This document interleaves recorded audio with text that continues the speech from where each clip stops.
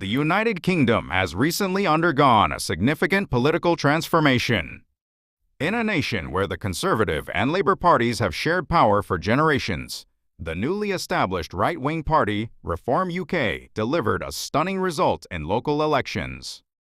Yet despite the presence of several political parties, why have only two parties dominated British politics for so long? Today, let's explore how electoral systems shape political systems, such as two-party and multi-party systems. An electoral system that only rewards first place. A two-party system is a political system in which two major parties dominate politics and compete for power. However, very few countries today actually have only two political parties. Countries such as the United Kingdom, the United States, and South Korea all have multiple parties on paper, but in reality, two major parties hold most of the political power. These countries are often described as having a de facto two-party system. The key factor is the single-member district plurality system, an electoral arrangement where the candidate with the most votes in a constituency wins office. French political scientist Maurice Duverger explained that plurality systems that elect only one winner naturally lead to a two-party system. This idea became known as Duverger's law. At the core of this dynamic is the idea of avoiding wasted votes. Many voters are reluctant to support smaller parties that are unlikely to win, choosing instead to vote strategically for one of the two dominant parties they dislike least. As this pattern repeats, smaller parties face structural difficulties surviving in politics.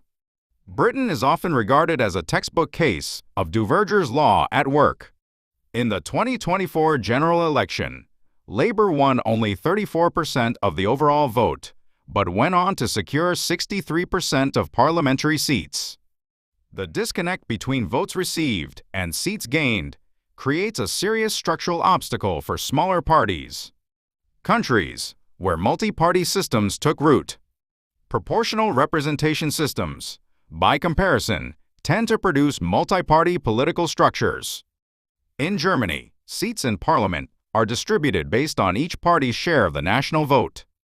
Even if a voter's preferred candidate fails to win locally, the party can still gain 10% of parliamentary seats by securing 10% of the vote nationwide.